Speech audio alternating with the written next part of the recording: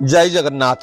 सावित्री अमावास्या चलतु आज्ञा जीवा श्रीक्षेत्र पुरी श्रीमंदिर रे माँ भुवनेश्वरी मंदिर को माँ भुवनेश्वरी मंदिर को गले पंच मातृका दर्शन करवा 5 जन माँ को गोटे सांगे मुंडिया मारिबा करुणामयी माँ भुवनेश्वरी षष्ठी देवी गायत्री सावित्री एवं सरस्वती एठी विराजमान करिसेंती आज्ञा पंच मातृका।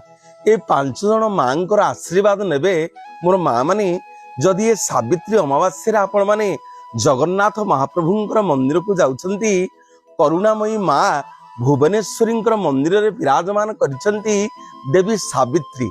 ए सावित्री माँ कृपा और करुणा आशीर्वाद को लाभ करिवे। एई होउछंती कृपामयी माँ सावित्री जोठी श्रीमंदिर रे सत्यवान और सावित्रींकर ए सावित्री अमावास्या व्रत पालन करा जाए। एही सावित्री अमावास्या दिन मध्य जलक्रीड़ा अमावास्या हुए। महाप्रभु जलक्रीड़ा मंडप रे मध्य जलक्रीड़ा करती एवं एही दिन मध्य सागर विजय करती अमावास्या नारायण।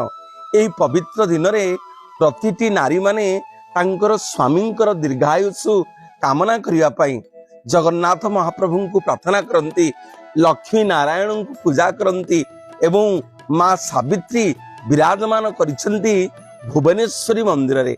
मो माँ माने बापा माने केतेबेले गले आपण माने दर्शन करिवे पंचमातृका मंदिर जोठी अछंती षठी बुढ़ी षष्ठी देवी भुवनेश्वरी माँ माँ सरस्वती गायत्री सावित्री एठी पंचदेवी माँ को प्रणाम करिवे नमस्कार करिवे।